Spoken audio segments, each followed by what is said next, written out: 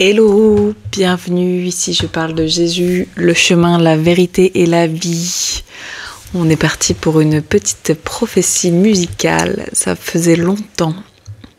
Celle-là, ça fait longtemps que je l'avais à cœur et que je ne l'avais pas encore partagée. Mais je profite du fait d'être rentrée à ma maison et de pouvoir faire ce que je veux, quand je veux, pour partager cette prophétie musicale. Ok, avant, nous allons prier. Seigneur mon Père, merci pour ta grâce. Merci pour cette prophétie musicale que tu vas me permettre de partager.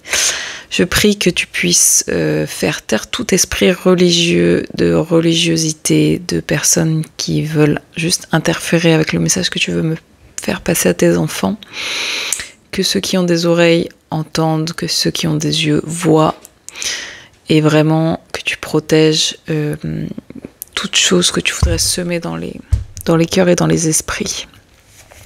Permets-moi, Seigneur, de diminuer afin que tu puisses croître et prendre toute la place en moi pour partager ces messages d'espoir et que ta volonté soit faite dans ma vie comme dans celle des enfants, de tes enfants qui écoutent cette vidéo. Dans le nom de Jésus, j'ai prié. Amen. I'm still loving you. Ooh. Voilà. Allez, on est parti sur du Scorpion. Ça date, hein. Alors, c'est parti pour cette prophétie musicale. Le titre dit « Je t'aime encore ». Du temps, il faut du temps. Alors, on va encore parler de cette proportion à l'impatience qui grandit dans la génération actuelle. J'en discutais encore avec ma petite voisine hier, qui est une petite grand-mère maintenant, qui vient d'être grand-mère d'une 70aine d'années, et qui me disait que à son époque, voilà, les choses prenaient plus de temps et ça voulait pas dire que c'était plus mal. Et en fait, voilà, on en est venu à discuter du fait que dans notre génération, par la surconsommation de contenu, d'internet, on a les réponses à nos questions en 5 minutes, en une recherche Google, et donc du coup on a beaucoup moins le temps de digérer. Enfin, j'ai l'impression que plus le temps passe, plus il est difficile d'être ignorant, plus il est difficile de ne pas être curieux, de ne pas... Voilà, il y a vraiment quelque chose de l'ordre de la procrastination qui est né dans notre génération, parce que on n'a plus besoin de faire beaucoup de recherches pour obtenir des réponses. Voilà, quand on cherche Jésus, tu tapes sur Google qui est Jésus, tu tapes sur ChatGPT qui est Jésus et tu vas avoir des réponses qui ne sont pas forcément les réponses que le Seigneur t'aurait données si tu lui avais cherché sa face à lui. Mais tu as des réponses et souvent on se satisfait de ces réponses. Voilà, c'était tout ça pour dire que du temps. Il faut du temps dans les choses que le Seigneur crée, met en place. Il y a effectivement des tout à coup. J'ai déjà fait plusieurs vidéos à ce sujet. Il y a beaucoup de choses dans la parole où il est écrit des tout à coup. Et il y a aussi des choses qui se créent en saison. Et donc voilà, en fait, on a vraiment tout intérêt, et c'est très difficile à lâcher prise sur le timing de Dieu. Et sur la reconnaissance du fait que son timing est meilleur que notre timing. Et ça, c'est comme le lâcher prise. C'est un combat de toute une vie. Je pense que c'est encore plus compliqué pour ma génération, pour la génération des gens de 30 ans et moins. Parce qu'on a vraiment grandi avec les téléphones, avec Internet. Et donc, c'est extrêmement compliqué.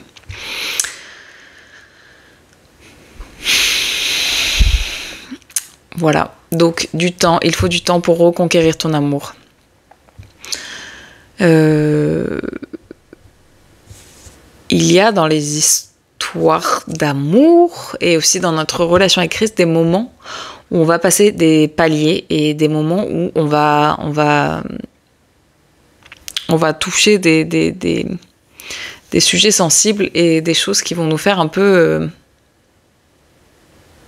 prendre du recul sur cet amour. Par exemple, il y a une sœur en Christ qui, il n'y a pas longtemps, a vécu une grosse épreuve et en gros, elle a remis sa foi en question. Et là où nous, c'est désagréable et c'est triste de l'entendre dire des choses sur sa foi et sur Christ et sur Dieu, lui, il est patient et miséricordieux et il sait qu'en son temps, il sera là et que quand on sera prêt à lui rouvrir la porte, il sera là. Voilà, donc c'est un petit clin d'œil du Seigneur qui te dit il faut du temps pour reconquérir ton amour. Je ne sais pas où tu en es dans ta relation avec Christ. Si tu as pris tes distances parce que tu as manqué de foi à un moment donné, parce que quelque chose t'a blessé dans la foi, parce que tu as été blessé par les gens de l'église et que tu as mis Jésus dans une case, en tout cas, il te dit qu'il sera là quand tu seras prêt ou quand tu seras prête à entendre sa version des faits. L'amour, seulement l'amour peut ramener ton amour un jour et je serai là. Voilà, encore une fois, que ça soit par rapport à notre relation à Christ ou par rapport à une histoire d'amour, il n'y a que l'amour qui peut faire revenir l'amour. C'est-à-dire que si tu te fais quitter, ce n'est pas en menaçant, ce n'est pas en insultant, ce n'est pas en frappant la personne qui t'a quitté qu'elle va revenir. Mais c'est à force de beaucoup d'amour. Et l'amour, parfois, c'est être capable d'aimer de loin. En fait, il y a des saisons de l'amour aussi. Des fois, l'amour a besoin de germer, des fois, l'amour a besoin de pousser secrètement. Donc voilà, il y a une question de l'amour, pardon.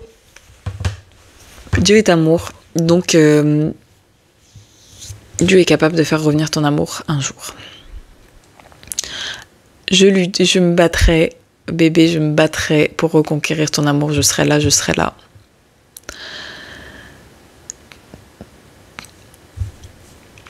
Dans la vie, en Christ, tout est combat. Que ça soit conserver sa foi, que ça soit conserver sa sanctification, que ça soit continuer à garder les yeux sur Christ, tout est bagarre. Et je me souviens de la maman de ma sœur en Christ qui disait avant que je devienne chrétienne que de toute façon la vie en Christ c'était un combat après un autre.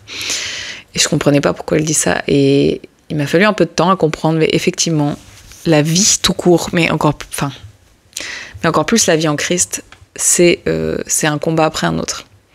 Donc là, si t'es dans une saison où tu combats parce que financièrement c'est galère, et ben tu peux être sûr que le moment où financièrement ta vie elle coulera comme où ça ira beaucoup mieux, bah tu peux être sûr qu'il y a un autre combat qui va arriver et ainsi de suite. Si tu combats pour le mariage, tu peux être sûr qu'il y aura un autre combat qui va arriver dans ta vie après. Si tu combats pour le ministère, il y a un moment un autre combat qui va arriver.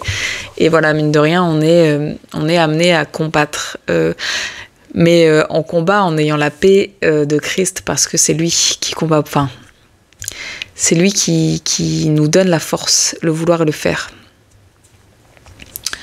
Voilà, encore une fois, l'amour, seul l'amour peut mettre à bas le mur un jour. Je serai là, je serai là. On a vu pour le mur de Jéricho qu'il y a des moments où détruire les murs, ça prend du temps. Ça prend du temps et ça prend de l'amour. Et c'est juste une exhortation à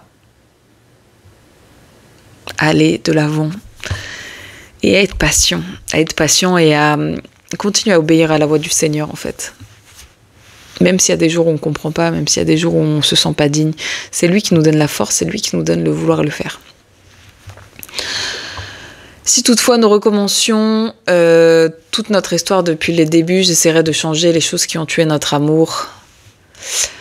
Il va y avoir de la culpabilité dans ces histoires.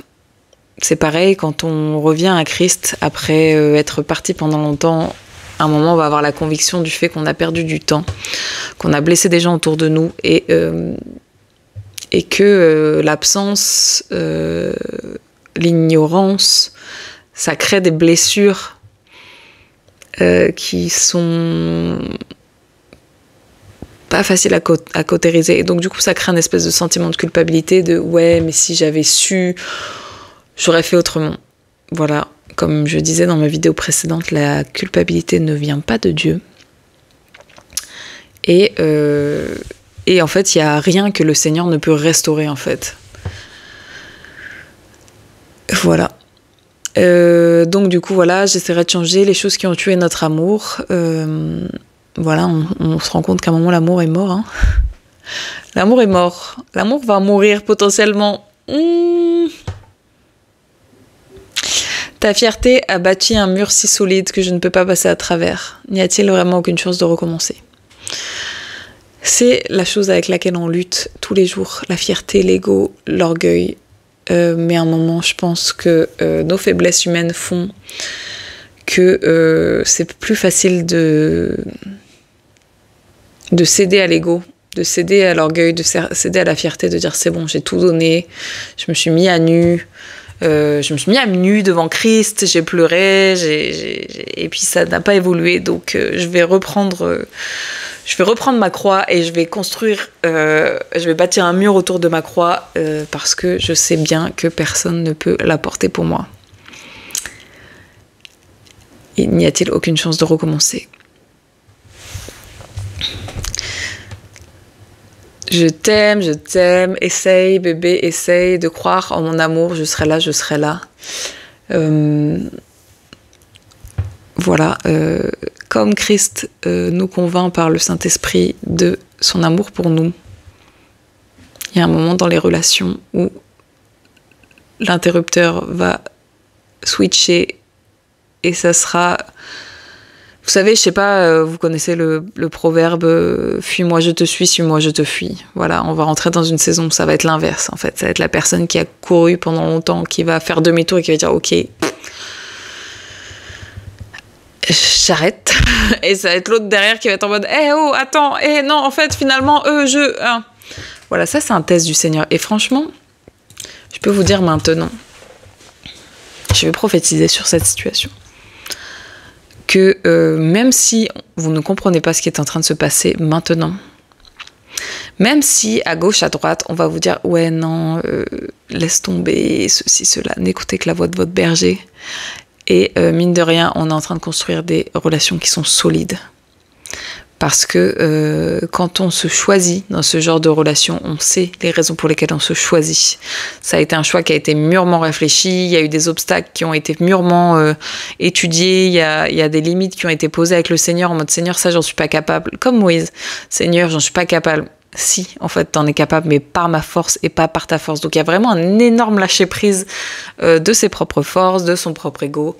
Et tout ça, c'est vraiment hyper rassurant pour la suite de ce que le Seigneur a pour nous. En fait, là, il est en train de construire des fondations qui sont solides, même si ça n'en a pas l'air, même si ça a l'air compliqué. Encore une fois, pour les personnes qui sont nées dans une famille chrétienne, on va faire un comparatif. Les personnes qui sont nées dans une famille chrétienne, vous avez peut-être l'impression que vous, votre enfance, votre adolescence, vos jeunes années en Christ, d'adulte, en humanité, elles ont été faciles parce que vous aviez Christ au centre. Et puis d'un coup, paf, vous allez avoir une épreuve qui va complètement vous éloigner de Christ. Et en gros... ça va, je sais pas pourquoi je suis en train de dire ça, attends, Saint-Esprit, pardonne-moi. Et donc en fait, juste, vos fondations au début, elles étaient tellement plates parce que vous aviez pas construit votre relation avec Christ, vous aviez vécu une relation avec Christ par le biais de ce que les autres vous disaient ou par le biais de ce que votre famille, votre héritage spirituel vous a amené. Mais le jour où vous allez... enlever le parquet et vous rendre compte qu'il n'y a pas de fondation en dessous, c'est là que vous allez tout reconstruire votre vie avec Christ. Et ben en amour, c'est pareil. Les relations qui se mettent ensemble hyper facilement, hyper rapidement, et ben en fait, ça peut être dangereux. Ça va être dangereux. Il y a un moment où, dans votre mariage, il va y avoir des secousses. Et là, si vous n'avez pas pris mûrement le temps de réfléchir, de vous dire, ok, cette personne-là, même si elle est comme ça, ok Seigneur, j'accepte de porter un vœu devant toi en disant, devant Dieu, jusqu'à ce que la mort nous sépare, je vais l'aimer dans la mort, dans la maladie, comme dans la santé, dans la joie, comme dans la tristesse. Et ben en fait, c'est des vœux que tu vas prononcer de ta bouche, mais que tu t'auras pas intégré dans ton cœur. Vous voyez ce que je veux dire un peu? Bref. Donc en gros, même si les situations, elles sont pas incroyablement florissante aujourd'hui, le Seigneur il fait ça pour une bonne raison. Et ce que le Seigneur il fait avec toi, il peut pas le faire avec ton voisin. Ce que le Seigneur il fait avec toi, il peut pas le faire avec ta sœur. Voilà, il a vraiment une façon d'agir qui est propre à chacune de nos relations entre lui et nous, chacune de nos relations entre nous, chacune de nos relations entre toi, ta famille. Bref, il faut qu'on arrête de comparer. Faut qu'on arrête de comparer nos marches avec Christ. Faut qu'on arrête de comparer les relations dans lesquelles Christ il nous construit. Voilà. On est tellement rapide à juger, on est tellement rapide à mettre le nez dans les affaires des autres en disant faut pas faire ci, faut pas faire ça, faut pas faire ci, ça vient pas de Dieu. Les pensées de Dieu ne sont pas nos pensées. Ceci était juste un petit rappel. L'amour, notre amour ne devrait pas être jeté au loin. Quand vous avez vécu une relation avec Christ, quand vous avez ouvert votre cœur à Christ, quand vous avez vécu l'amour, la paix, le surnaturel, même pas besoin de vivre le surnaturel, mais vraiment, c'est un des trucs les plus compliqués où je me dis, mais en fait, Seigneur, depuis que j'ai commencé à marcher avec toi il y a 2 ans, j'ai jamais lâché Jésus d'un dixième de pas, en fait, et je me dis, mais comment les gens font? Comment les gens font pour te rogner? Et je dis pas ça pour juger. Mais en fait, vraiment, c'est une question parce que, genre, si on m'enlevait Jésus, c'est comme si on m'enlevait mon oxygène. Comment les gens font pour respirer sans toi? Et en fait, c'est pareil, il y a des relations où la personne en face, elle t'apporte tellement que comment c'est possible de jeter ça au loin? Et vraiment, là, le Saint-Esprit vient de me dire, c'est un manque d'amour personnel. Genre, c'est un manque d'estime de toi et c'est un manque d'amour de toi-même. Ce comportement de rejeter Christ et de rejeter les gens qui t'aiment. Voilà, j'avais pas du tout prévu de dire ça, mais parole de connaissance pour quelqu'un.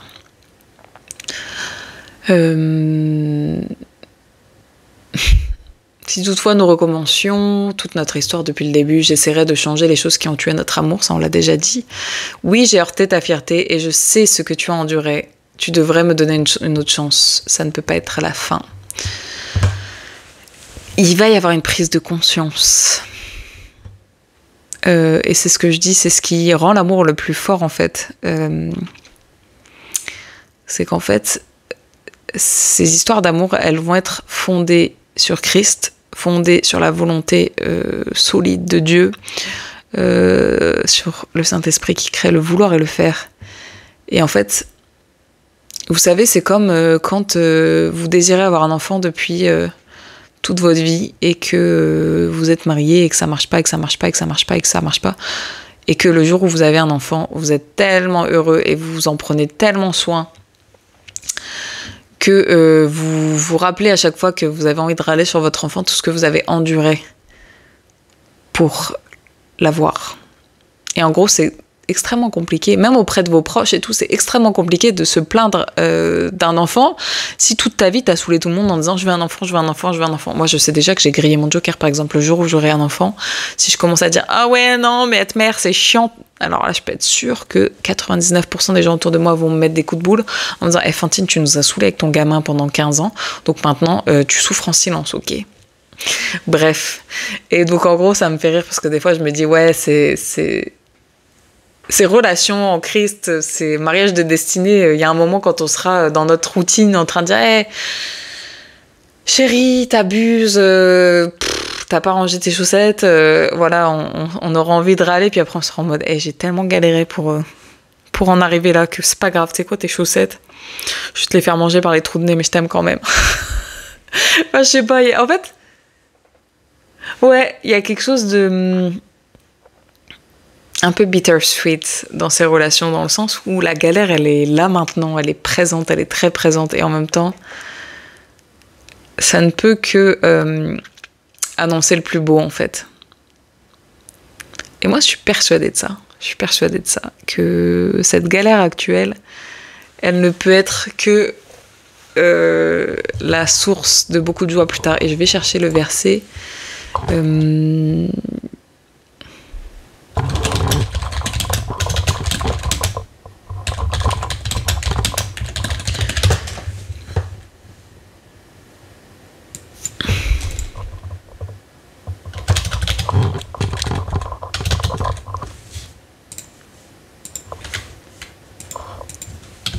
pense que j'aurais pu chercher ce verset avant. Je pense que ça donne dans Romains. Ah voilà, Romains 8, 18.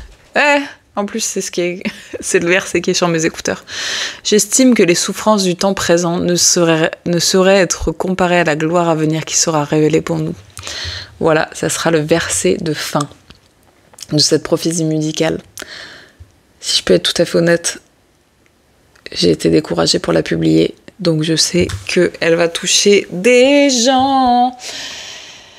Et du coup, juste les dernières paroles. Je t'aime encore, je t'aime encore, je t'aime encore, je t'aime encore. I'm still loving you. Ooh. Bref, je prie que celui qui vous a donné la promesse vous aide à la protéger. Je pense à un poussin, à une poule qui couve ses œufs. On va couver ses promesses. Soyez bénis.